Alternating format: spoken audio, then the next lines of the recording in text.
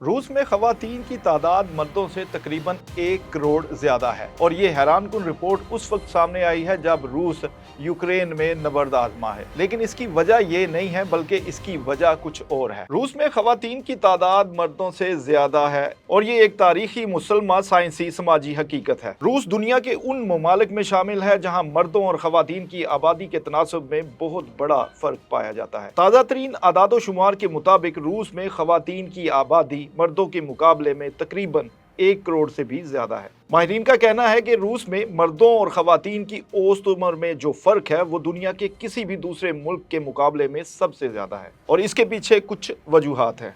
रूस में खवातीन की औसत उम्र 78 साल होती है जबकि मर्दों की औसत उम्र 66 से 68 साल के दरमियान होती है। यानी रूसी खवातीन मर्दों के मुकाबले में औसतन 10 से 12 साल ज्यादा जिंदा रहती हैं।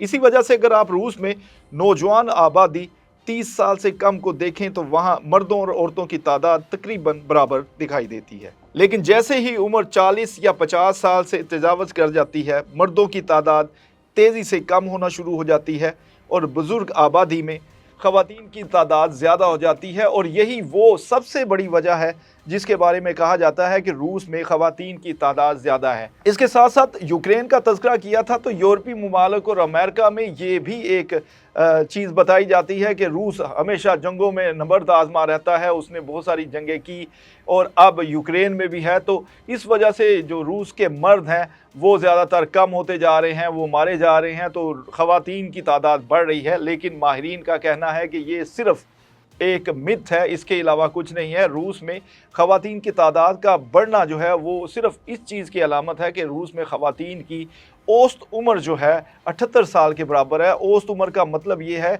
कि कोई 75 साल की है, कोई 70 की और ज़्यादातर 90 साल की और 80 साल की भी हैं। तो एवरेज उम्र जो है वो 78 साल की है। तो ज़्यादातर बुज़ुर्ग खवातीन जो है वो ज़्यादा तादाद में है और अब 1 करोड़ के करीब जो है खवातीन ज़्यादा हैं।